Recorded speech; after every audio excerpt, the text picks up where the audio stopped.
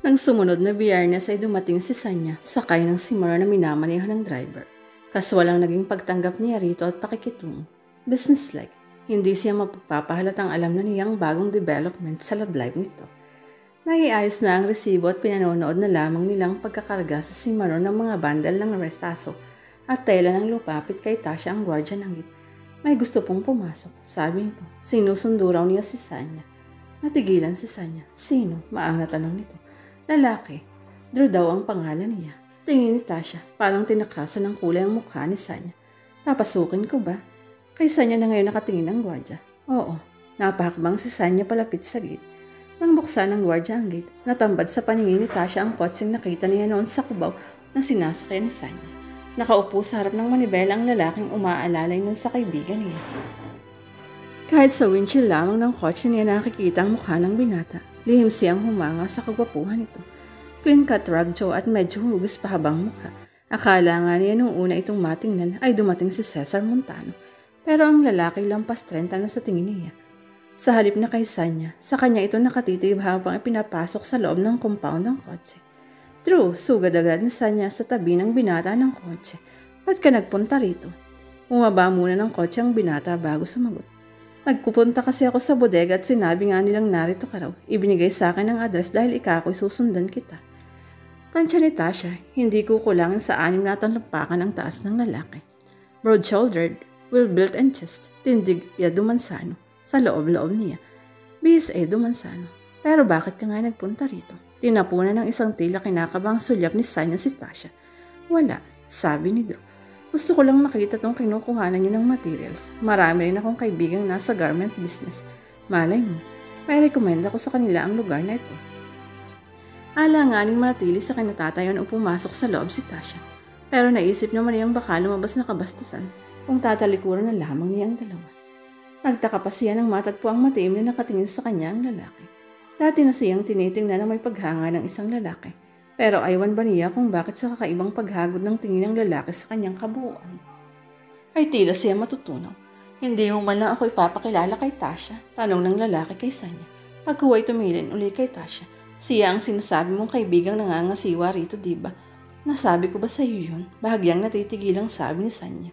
Several times kapag nagkukwentuhan tayo tungkol sa trabaho mo, nagpakita ng pagtataka sa anyo si Drew. Bahagyang napatango si Tanya parang napipilitan lamang. Pero maano mo natiyak na siya nga ang tinutukoy ko. It's just a hunch. Ilang saglit na napatitig si Sanya sa mukha ng lalaki. Saka ito inakay sa isang kamay palapit kay Tasha. Si Drew Tasha, pagpapakilala nito, nobyo ko. Tingin ni Tasha ay nagipit lamang ang pagkakataon sa Sanya, kaya napilitang ipakilala sa kanya ang nobyo. At lihim siyang nakadama ng awa rito. Sorry friend, sa loob-loob niya. Sorry na biniro ka ng pagkakataon para magkaharap kami. Bahagya siyang ngumiti kay Drew. At siya nga yung kinukwento ko sa iyo na kaibigan ko dito sa Highmark, Drew, si Tasha. Inilahad ni Drew ang kamay na aktong makikipagkamay. Napilitan si Tasha na iabot ang kanang kamay. Muntik na siyang mapapitlag ng maramdaman ng marahang pagpisil sa palad niya ng lalaki. Mabuti na lamang at hindi napansin ni Sanya nang pabigla niyang hatakin ang kanyang kamay. Ang lalaki na may kaswal ng pagkakangiti sa kanya, pagkaway ibinaling ang tingin sa pinaka-bodega ng Highmark.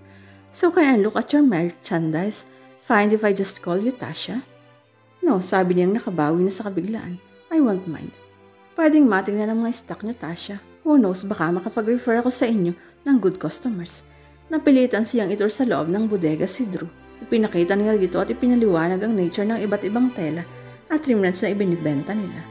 All the while ay nakadikit si Sanya kay Drew. Walang alis ang pagkakahawak sa braso nito na parabang sinasabing pag-aari niya nito ang binata. Sa bawat pagpapaliwanag ni Tasha ay attentive na si Drew. Sobra pa nga kung minsan ang atensyon dahil lagi niyang naanghuling titig na titig sa mukha niyang kapag nagsasalita siya, para tuloy gusto niyang maasiwa. Nang sa wakas ay matapos din ang paglilibot nila sa bodega, lihim na nakadama ng relief si Tasha nang palabas na sila. Lagi ka bang narito, Tasha? Tanong ni Drew. Ako ang nagmamanage dito kahit narito si Aling Miling, pero siya talaga ang boss ko. And one of these days, babalik ako rito na may kasama ng buyer. Kung gusto mo sasamahan ko kayo sa bad ni Sophie, daanan niyo lang ako. Makakatulong ako para makapamili. Nang tama ang mga buyer mo, ikaw, sabi ni Drew na buwaling na kay Sanya. Naikarga na pala sa Simaro ng mga pinamili ko. Pauunahin ko na sinulit. Sa kotse mo na lang ako sasakay, Drew. I'm afraid you cannot do that, Sanya. May meeting kasi ako mamaya. I have to make it to the office before 1. Hindi na kita maiahatid. Sumama ka na kayo ulit. Parang hindi nagustuhan niyo ni Sanya. Bagyang sumimangot. O sige, sabi nito pagkuhan. Pero tayo na, sabay na tayong lumabas. See you, Tasha. Lingon ni Drew kay Tasha. Nagya siyang umirito at tumango. Sinundan niya ng tingin ng pagsakay ni na Sanya at Drew sa kanya-kanyang sasakyan. Sorry friend, naisip niya naman niya. Hindi lang siguro nahahalata ni Drew. Pero sa'yo nakaramdam na kaya gusto ni Sanya na sabay silang umalis ni Drew ay para huwag niyang makasolo ang binata. Ano ba ang palagay nitong gawin niya kapag nagkasolo sila? Aakitin niya ang nobyo nito. Si Sanya lang naman ang mapilit na gamitin ang kagandahan sa pang-aakit sa mga naging nobyo nito. Pero kung si Drew ang involved, lumuhod man ito sa kanya si Sanya ay hindi niya ito mapagbibigyan. Ayaw niya kung bakit may pakaramdam siyang delikado siya sa Drew na to. Tinawagan siya ni Sanya kinabukasan. Nagulat ka siguro no, bungad nito. I mean tungkol kay Drew. Oo nga sabi na lamang niya para hindi malaman ng kaibigan na alam na niyang may nobyo ito. Hindi pa man niya nakakatagpo si Drew. Nagagalit ka ba? Na nakipagnobyo ka uli? Hindi. I mean sa hindi ko agad pagkukwento sa iyo ng tungkol sa kanya. Hindi, bakit ako magagalit? Nasa iyo naman yun kung gusto mong magkwento o hindi. Kasi nahihiya ako sa iyo, baka isipin mo. Para naman ako nagpapalit lang ng damit kung magpalit ng nobyo. Bakit noon ay hindi nahiya sa kanyang kaibigan? Naisip niya nung pinalitan nito si Joel, si Eman, at si Ram at si Joe. So anong tingin mo kay Drew? Okay naman, tipong may sinabi. Siya ang nagpapatakbo ng family business nila. May kaya nga. Swerte mo na. Umuntong hininga si Sanya sa kabilang linya. Sanya. Ewan ko ba, Tasha? Hindi ko maramdaman ang kasiguruhan kay Drew. Parang hindi siya totoo. Anong hindi totoo? Tingnan mo naman ha, mayaman siya, gwapo, may mataas na pinag-aralan. Bakit ako ang napili niyang linggawan? Bakit maganda ka naman Hindi ka nga lang mayaman. Pero sa babae naman hindi importante yun. Ang importante sa lalaki ay kung mahal niya ang isang babae. Yun nga ang point ko Ang isang pares niya, yung tulad din niya ang hahanapin. Bakit ako? Anong meron ako? Siya lamang nakakakita kung anong meron para minahal niya. Kaso nga hindi ko naman maramdaman ganun. Na mahal ka niya? Oo, sinasabi ng bibig niya pero hindi ko nararamdaman ang action niya. May mga lalaking hindi talaga demonstrative. Ewan ko lang, pero ganun talaga ang pakiramdam ko. Bakit ka naman liligawan na yan kung hindi ka mahal? Iniisip ko nga riyan kaso pakiramdam ko nga, kung may pagtingin man siya sa akin hindi ganap o ayaw ipakita. Kaya yung pagsubok na ideya ko, nawalan ako ng ganang ituloy. Parang tiyak na tiyak ko nang lalagpak siya. Sa estado nga lamang namin ngayon, dapat ko pang dagdag ng mga dahilan para mag-stick kami. Hindi yung ititempt ko pa siyang lumayo. Hindi rin naman ako papayag sa gusto mo Tasha, ayoko na Sanya. Kalokohan yung ginagawa natin. Saglit na katahimikan pag ko'y sabi ni Sanya. Sa bagay, natutuwa akong ganyan ang palagay mo. Baka kasi ako. Ine-expect mo ititest ko rin si Drew. Hindi Sanya. At ang gusto ko kayo na sana magkatuluyan. Siya na sana ang lalaki para sa'yo. Sana nga. Thanks. Kung ano-ano na lang napagkwentuhan pa nila pagkatapos. Pagkaway nagpaalam na si Sanya.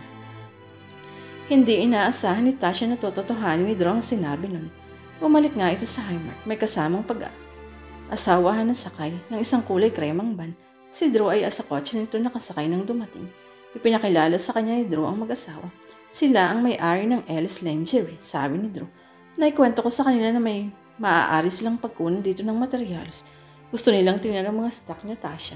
Sinamahan niya sa bodega ang mag-asawa. Nakaagapay sa kanya si Drew kahit saan sila magpunta o kahit nagpapaliwanag lamang siya ng tungkol sa mga garments ng mag-asawa.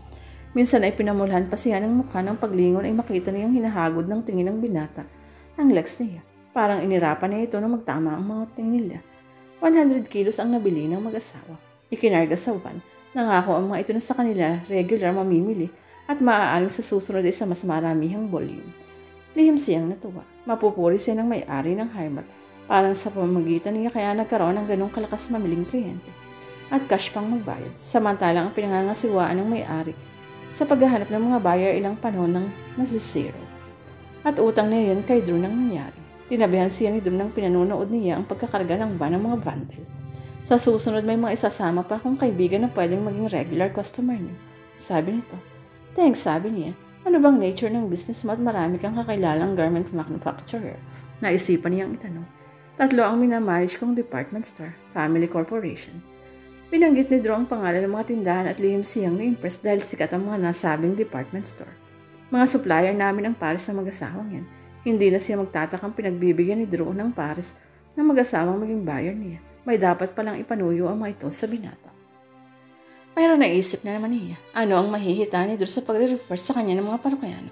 Hindi naman ito humihingi ng porsyento. Pero naisip din niya mas mamumurahan marahil ang paninda nila.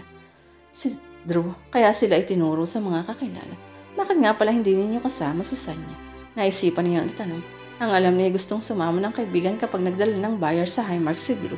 Hindi ko na dinaanan, nagmamadali kasi ang buyer ko. Malabnaw ang dahilang iyon, naisip niya. Kung importante kay Drew ang salita ni Sanya, mapipilit nito ang mga buyer na daanan muna nila ang nobel. Totoo nga yata ang sabi ni Sanya, naisip niya. Kung may pagtingin man si Drew sa kaibigan niya, ay hindi makita sa aksyon nito.